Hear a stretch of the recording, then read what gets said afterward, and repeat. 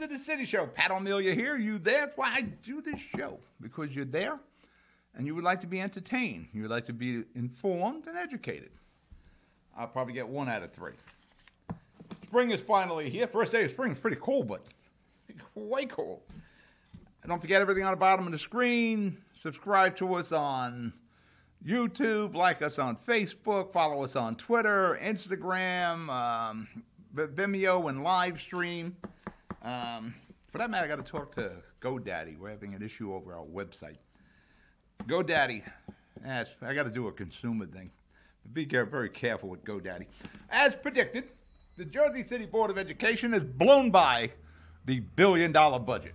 And it's going to cost Jersey City residents an additional about $51 a year in a tax increase, which doesn't sound too bad after the last $1,000, $1,200, $1,400 over the last 2 years, which this year really hit us because Mayor Fulop couldn't, I almost said Cunningham, I was thinking about Glenn. I'm working on a documentary with Glenn. Fulop couldn't cover the $1,000 increase from the year before, so we got hit with like $2,400 with the school board. They will receive $33.7 million, the Jersey City Board of Ed, once Murphy signs this bill. So that'll bring that $50 down, hopefully, maybe to nothing.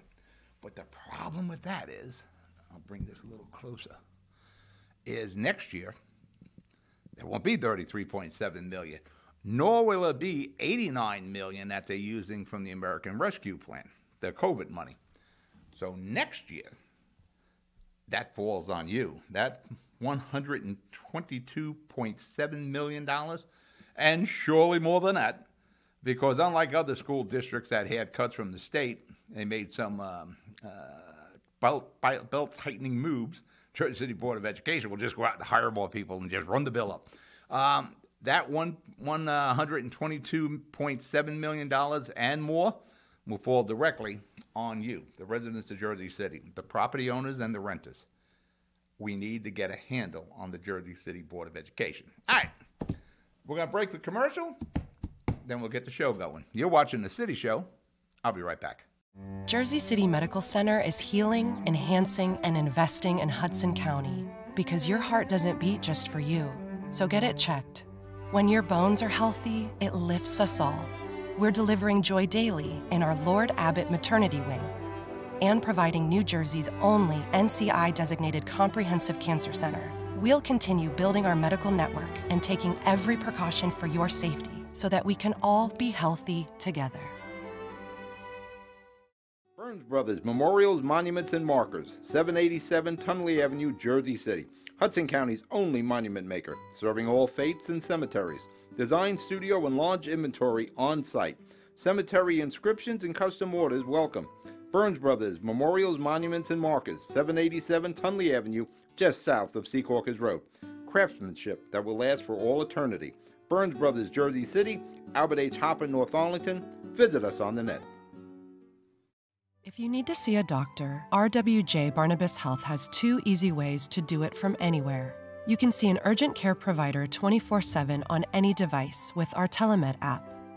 Or use our website to book a virtual visit with an RWJ Barnabas Health Medical Group provider or specialist, even as a new patient. You've taken every precaution, and so have we, so don't delay your care any longer. RWJ Barnabas Health. Let's be healthy together. We're back. City Show. What are we going to talk about today? Well, we're going to talk about the possibility of converting Summit Avenue in the Jersey City Heights to a one-way southbound, and with some other upgrades. And we're going to talk about weed shops, saving the Palisades Cliffs, Liberty State Park, and Bayonne floating the bill for a movie studio. Let's start with Jersey City.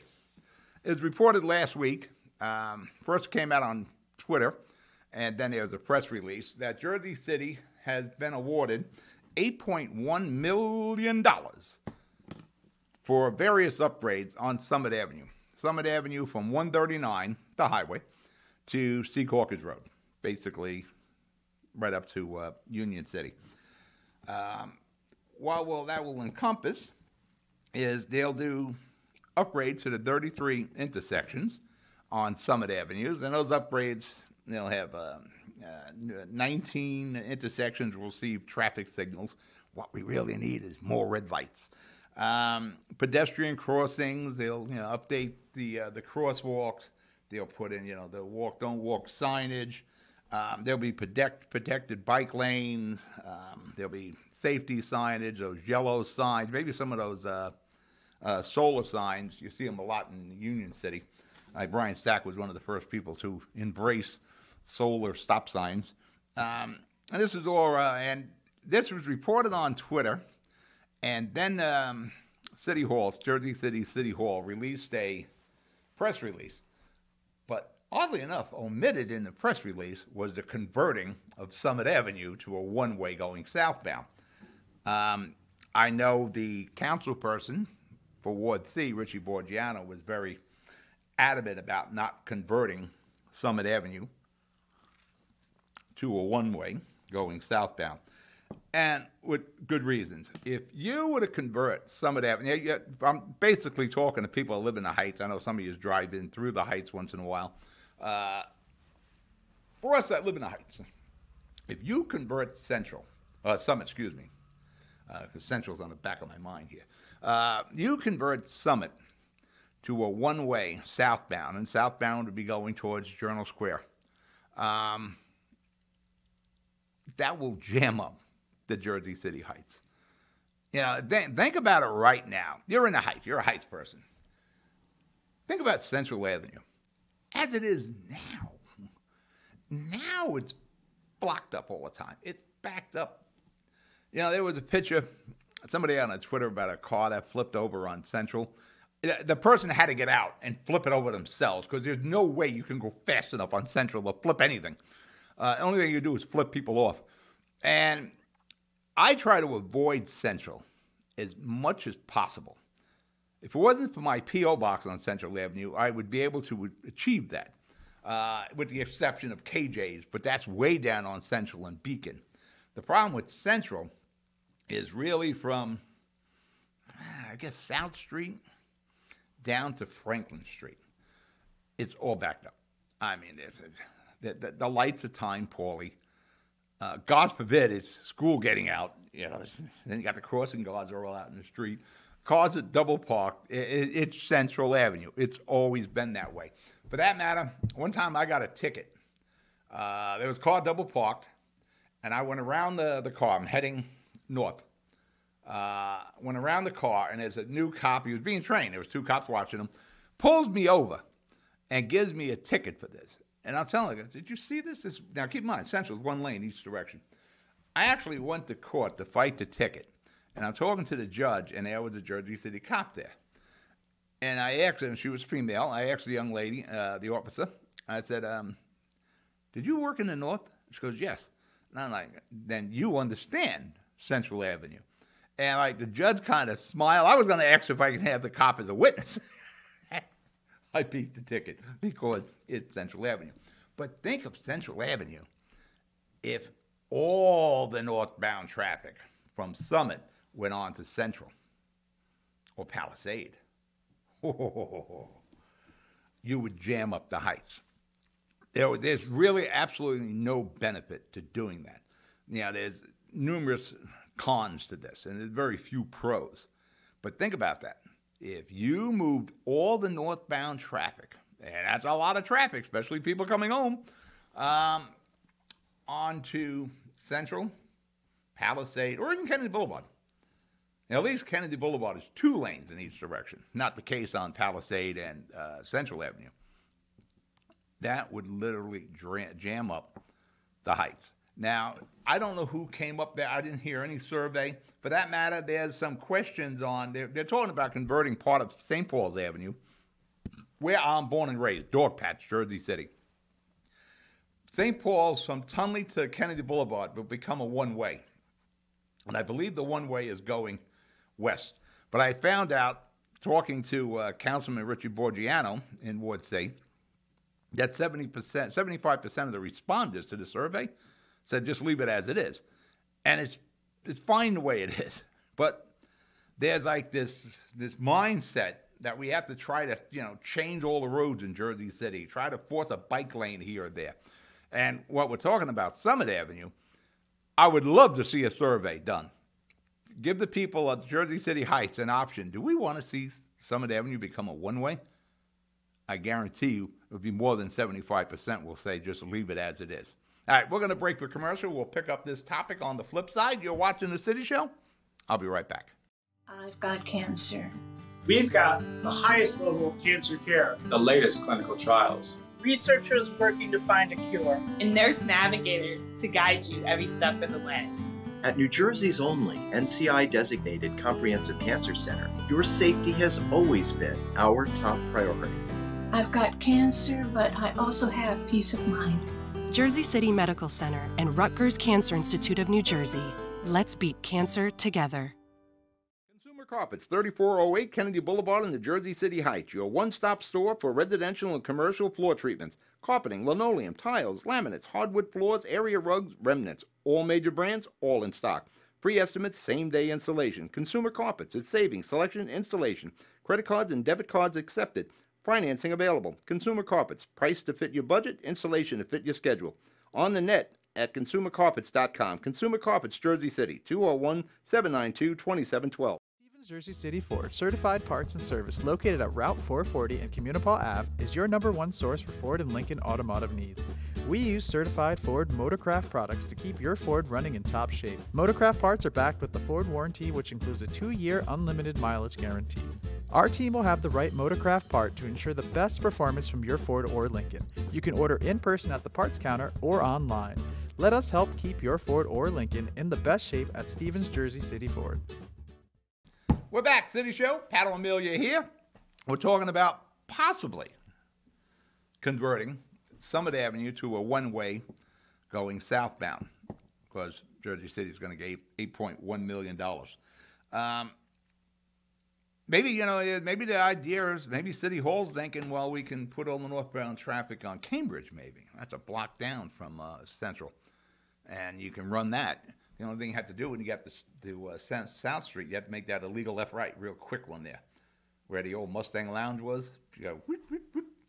Now that's illegal. Unless you're a Heights resident, then it should be legal. But do you want to put all the northbound traffic on Cambridge or Central or Palisade? No. Now, I have driven Summit Avenue pretty much daily since I got married back in 1978. Now, I lived Dogpatch, Jersey City, down by St. Paul's Avenue, the Hackensack River. That's home. When we got married, we moved on up. We moved on up to the Heights. First on Gray Street and then over to Congress Street. I've driven Summit Avenue daily. I've never had an issue driving Summit Avenue. I've gone up and back. And I'm going to assume, since there's such a call for the change on Summit Avenue, I must be an exceptional driver. I am a former Class A CDL driver. I used to drive tractor trailers. Maybe yes, I'm exceptional. And I guess that carried over from my days as a child being an exceptional bicyclist, because I biked all around Jersey City as a child, and along with my friends and everybody I know, we all made it home every day without protected bike lanes or bike lanes. Somehow we're all exceptional bicyclists, and I guess we're exceptional drivers now. I've never had an issue driving up and down Summit Avenue. I know there's some people that have a problem when you get by Laylord Avenue there where Central bends. But, if you live in the Heights, you're aware of that. Maybe somebody traveling new to Summit Avenue, they might not realize there's a bend there, but you kind of see it coming. So I don't know how we've had so many accidents. I really want to say so many. I don't think we've had an accident there in a couple of years. But, they have been at that bend, just past the new firehouse. I want you to understand, I have no problem with safety upgrades. I don't know if I need 19 traffic lights on Summit Avenue. That's basically, it's like almost having well, we have traffic lights there now. You might have a traffic light on every intersection of Summit Avenue. That makes it fun trying to get home. And I have no problem with bike lanes or protected bike lanes. My problem with them is they're underutilized. And I'm being kind when I use the word underutilized. You and I see it every day in Jersey City, and it's not just in Jersey, elsewhere also. They're extremely underutilized. And you see it every day. And what these bike lanes do, they squeeze the road. You lose parking. And for what? A handful of bikes each day? You know, it's laughable. And I go to City Hall a lot. When you go down Montgomery Street, and they got the green bike lanes,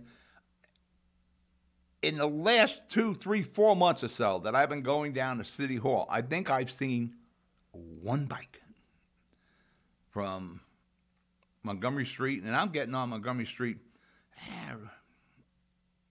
I guess I'm getting over there by like Baldwin Avenue. Then I'm making the left down, you know. I'm going down right by the Med Center, you know, make the left there, and there's nobody there. And on the way back, a lot of times, I'll go through Newport on Washington, and there's nobody using the bike lanes there, but they're squeezing those lanes. And, you know, and what happens when you have these bike lanes, especially protected ones, delivery vehicles, taxis, oil trucks making deliveries, moving vans, phone, Verizon or the cable company trucks, PS&G, they can't pull over. They're forgetting, and also you lost all the parking there too. The businesses get hurt doing this. Leave Summit as it is. That we have no reason to make any changes there. Summit Avenue is fine. You want to upgrade crosswalks and put the crosswalk signs in, that's all fine.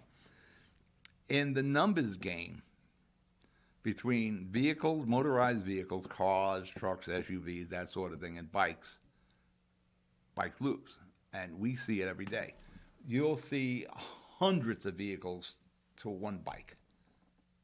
To make these investments in the infrastructure for a protected bike lane or converting streets to one-way. Now, I read where, well, they're going to make Summit one-way. All we have to do now is change Baldwin. Leave Baldwin as it is. You know, there's people in the hilltop, you know, they're going nuts too if you divert all the friggin' traffic going south or northbound there. Leave Summit as it is. Make whatever upgrades you need. Put all this, I'm not against safety, but I am against squeezing those lanes. I am against changing it to one-way because we change it to one-way, it'll jam up the heights. You put a protected bike lane there, we lose parking, and again, we lose the width of the roadway, and the businesses get hurt. It's hard for me to fathom why we have to make these changes. Again, I've been driving up and down Summit Avenue for, 45 years in the Heights now? Never had an issue. Yeah, whatever changes we're going to make on Summit and whatever safety upgrades, it's got to be a two-way street. There's a little pun in there, but it's got to be fair to everyone who's involved using Summit Avenue. All right, we're going to break for commercial. You're watching The City Show. I'll be right back. Panepinto Properties, Jersey City, shaping the workplace with state-of-the-art office spaces and addresses your company desires. Building residences that define your home environment, adjacent to all modes of transportation with on-site parking available. The right address, the right lease. Call 201-521-9000 or visit online at panepintodevelopment.com. Panepinto Properties, building Jersey City for everyone. Jersey City Medical Center has a passion for heart health. We're Hudson County's only full-service heart hospital, with innovative technologies and premier cardiovascular physicians, a partnership with Rutgers Health, the latest technology and medical advancements, and nationally renowned care for every heart in every community. Whoever your heart beats for, our hearts beat for you. Jersey City Medical Center. Newport, the luxury waterfront community on the Hudson River, offers a quality of life you deserve in one of our many high-rise towers. With amenities such as the on-site Newport Path, light rail, Newport Town Square, 3 playgrounds, dog run, upscale restaurants, retail giants like Kohl's, JCPenney, Macy's, and Target. Morton Williams and Acme Supermarket are just outside your front door. A health and fitness center, skating rink, and medical facilities are also on site. Enjoy the New York skyline from our waterfront and various parks. Manhattan is just one pass stop away, or quick ride through the Holland Tunnel. Nursery and private elementary schools all on site. 12-screen movie theater at the Newport Center Mall. Looking to visit? Stay at the Westin or Marriott Hotel. For more information, visit us at newportnj.com. Make lasting memories to cherish forever. It's incredible. It's you, Newport. Live like you want. Jersey City Medical Center is healing, enhancing, and investing in Hudson County because your heart doesn't beat just for you. So get it checked. When your bones are healthy, it lifts us all. We're delivering joy daily in our Lord Abbott Maternity Wing and providing New Jersey's only NCI-designated comprehensive cancer center. We'll continue building our medical network and taking every precaution for your safety so that we can all be healthy together. We're back. Pat O'Melia here. You know, I think I said the Med Center instead of saying the Beacon, where Baldwin meets Montgomery Street, because I know it was in my mind. I'm thinking, did I say Baldwin wrong? It's Baldwin. But really what wasn't throwing me was I said the Med Center instead of the Beacon. For that matter, the Beacon was just refinance.